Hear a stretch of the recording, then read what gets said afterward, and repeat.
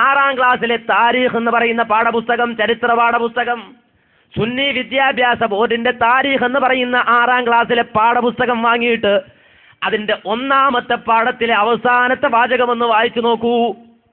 1ാമത്തെ പാഠത്തിലെ അവസാനത്തെ വാചകത്തിൽ പറയുന്നത് മഹാനായ മുഹമ്മദ് മുസ്തഫ സല്ലല്ലാഹു അലൈഹി വസല്ലമ വഫാത്തായത് റബീഉൽ അവ്വൽ മാസത്തിലാണ്.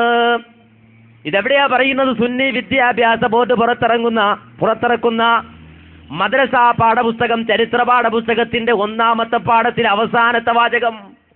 ആ വാചകത്തിലും വളരെ വ്യക്തമാണ് റസൂലുള്ളാഹി റബീഉൽ അവ്വലിൽ വഫാത്തായി. ഇനി പാഠപുസ്തകത്തിൽ മാത്രമാണോ? അത് മാത്രമല്ല, ചരിത്ര ഗ്രന്ഥങ്ങൾ മുഴുവൻ എടുത്ത് പരിശോധിച്ചാൽ അവിടെ എല്ലായിടത്തും പറയും റസൂലുള്ളാഹി വഫാത്തായത് റബീഉൽ അവ്വലിലാണ്, ഉറപ്പാണ്. ജനിച്ചതോ അഭിപ്രായ വ്യത്യാസമുണ്ട്.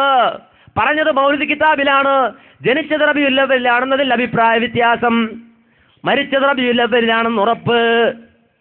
ആലോചിച്ച് നോക്കണം, ചിന്തിക്കണം.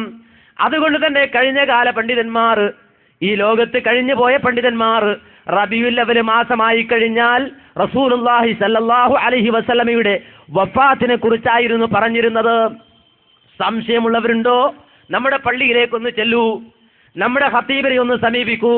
ഉസ്താദേ, നിങ്ങൾ വെള്ളിയാഴ്ച ദിവസം ഓതുന്ന ഖുതുബ കിതാബ് ഉണ്ടല്ലോ, ആ ഖുതുബ കിതാബ് ഒന്ന് എടുത്ത് വായിച്ചു തരൂ. നിങ്ങൾ മുഹറം മാസത്തിലെ ആ ഖുതുബയൊന്ന് വായിച്ചിട്ട് അതിന്റെ അർത്ഥം ഒന്ന് പറഞ്ഞു തരൂ. ആ ഖുതുബ എടുത്ത് പരിശോധിക്കുമ്പോൾ അവിടെ കാണാം മുഹറം മാസത്തിൽ മൂസാ നബിയുടെ ചരിത്രം, അതുപോലെ തന്നെ ഫിറഔന്റെ കിരാതമായ വാഴ്ച, മുഹറം 10ന്റെ നോമ്പ്, മുഹറം 9ന്റെ നോമ്പ്, അതിന്റെ സവിശേഷത, അങ്ങനെ മുഹറമുമായി ബന്ധപ്പെട്ട കാര്യങ്ങൾ അതിൽ വിവരിക്കുന്നത് കാണാം. അതുപോലെ തന്നെ ദുൽഹിജ്ജ മാസത്തിലെ ഖുതുബയൊന്ന് എടുത്തേ ഉസ്താദേ, ആ ഖുതുബയൊന്ന് പറഞ്ഞു തരൂ.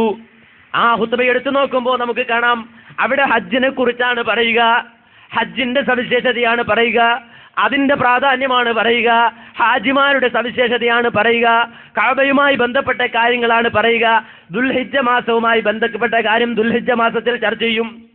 എങ്കിൽ സഹോദരങ്ങളെ, റബീഉൽ അവ്വൽ മാസമായാൽ നമ്മുടെ നാട്ടു നടപ്പനുസരിച്ചുകൊണ്ട് എന്താണ് ചർച്ച ചെയ്യേണ്ടത്?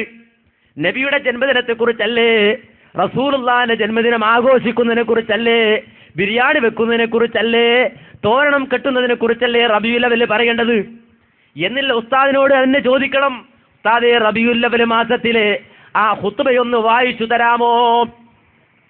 ദുൽഹിജ്ജ മാസത്തിൽ ഹജ്ജിന്റെ ചരിത്രം പറഞ്ഞ, മുഹറം മാസത്തിൽ മൂസാ നബിയുടെ കാര്യം പറഞ്ഞ ആ ഖുതുബ കിതാബിൽ റബീഉൽ അവ്വൽ റസൂലുള്ളാഹിന്റെ ജന്മദിനമല്ലേ പറയേണ്ടത്?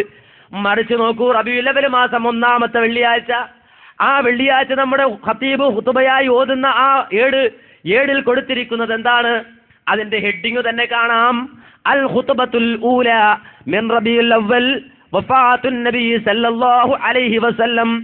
റബീഉൽ അവ്വൽ മാസത്തിലെ 1ാമത്തെ വെള്ളിയാഴ്ചയിലെ ഖുതുബയാണിത്. ഈ ഖുതുബയിൽ പറയുന്നത് റസൂലുള്ളാഹിന്റെ വഫാത്തിനെ കുറിച്ചാണ്. റബീഉൽ അവ്വൽ മാസമായി വെള്ളിയാഴ്ചയായാൽ മിമ്പറിൽ നിൽക്കുന്ന ഉസ്താദ് ഓതുന്നത് അത് റബീഉൽ അവ്വൽ മാസത്തിലെ 1ാമത്തെ വെള്ളിയാഴ്ച പ്രവാചകന്റെ വഫാത്തിനെ കുറിച്ചാണെങ്കിൽ 2ാമത്തെ വെള്ളിയാഴ്ച ആയിരിക്കും ജന്മദിനത്തെ കുറിച്ച് എന്ന് സംശയിക്കാം. 2ാമത്തെ വെള്ളിയാഴ്ചയാണല്ലോ റസൂലുള്ളാഹിന്റെ ജന്മദിനവുമായൊക്കെ അടുത്ത് വരിക, കാര്യം 12 ആകണല്ലോ.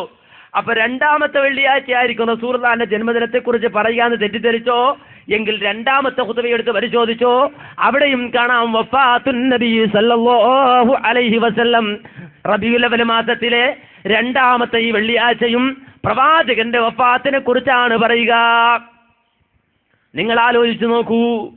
അപ്പൊ എല്ലാ വർഷവും റബീഉൽ അവ്വൽ മാസമായാൽ മിമ്പറിൽ നിന്നുകൊണ്ട് നമ്മുടെ ഖതീബ് നമ്മോട് പറഞ്ഞു തരുന്നത് പ്രവാചകൻ മരണപ്പെട്ടതിനെ കുറിച്ചാണ്. മാത്രമല്ല ആ ഖുതുബ കിതാബിലെ വരികളിൽ തന്നെ രേഖപ്പെടുത്തി, തീർച്ചയായും മുഹമ്മദ് നബി സല്ലല്ലാഹു അലൈഹി വസല്ലം വഫാത്തായത് ഫീ ശഹരിക്കും ഹാദാ. എല്ലാ വെള്ളിയാഴ്ചയും റബീഉൽ അവ്വൽ മാസത്തിലെ ആദ്യത്തെ 2 വെള്ളിയാഴ്ചയിൽ നമ്മുടെ ഖതീബ് പറയും, 2 ഖുതുബയിലും പറയും, നമ്മുടെ പ്രവാചകനായ മുഹമ്മദ് നബി വഫാത്തായത്, മരണപ്പെട്ടത് ഫീ ശഹരിക്കും ഹാദാ, ഇതുപോലൊരു റബീഉൽ അവ്വൽ മാസത്തിലാണ് ജനങ്ങളെ. ആർക്കായത് മനസ്സിലായത്? ആരാണ് ഇതിനെക്കുറിച്ച് ചോദിച്ചത്? ആരാണ് ഇതിനെക്കുറിച്ച് വിശദീകരിച്ചത്? അങ്ങനെ റബീഉൽ അവ്വൽ മാസത്തിൽ റസൂലുള്ളാഹിന്റെ മരണത്തിനെ കുറിച്ച് മിമ്പറിന്റെ മുകളിൽ നിന്നുകൊണ്ട് അറബിയിൽ പറഞ്ഞ ഉസ്താദ് താഴേക്കിറങ്ങിയ പറയൽ റസൂലുള്ളാഹിന്റെ വഫാത്താ?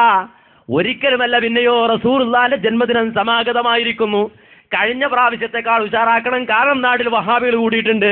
അതുകൊണ്ട് ഉഷാറായിട്ട് നിങ്ങൾ ഇത്തവണ റസൂലുള്ളാഹിന്റെ ജന്മദിനം ആഘോഷിച്ചോളൂ. ഇതല്ലേ താഴ്ന്ന് മലയാളത്തിൽ പറയുക. വർഷങ്ങളായി നമ്മുടെ പള്ളിയിലെ ഖത്തീബന്മാർ മിമ്പറിന്റെ മുകളിൽ നിന്നുകൊണ്ട് പറഞ്ഞത് റബീഉൽ അവ്വൽ മാസത്തെ പ്രവാചകന്റെ വഫാത്തിനെ കുറിച്ചാണ്. ആ ഖുത്ബയിൽ അവരെടുത്തു പറഞ്ഞു, ഈ മാസം അഥവാ ഇതുപോലൊരു മാസം റബീഉൽ അവ്വൽ മാസം, ആ മാസത്തിൽ പ്രവാചകൻ വഫാത്തായതാണ് എന്ന് വളരെ വ്യക്തമായി ഉറക്കെ ആവർത്തിച്ച് പറഞ്ഞു അല്ലേ. എന്നിട്ട് മുഹമ്മദ് നബി വഫാത്തായ മാസമാണ് റബീഉൽ അവ്വൽ മാസം എന്ന് അറിഞ്ഞ ഒരു മുസൽമാൻ ആ റസൂലുള്ള വഫാത്തായ മാസത്തിൽ ആഘോഷെടുത്തത് നാം മൗലിദ് കിതാബിൽ പറയുന്നതോ ഇസ്നാ അസ്റാ അൽ ഫറജുൽ എന്നാ 12,000 പേര്. 12,000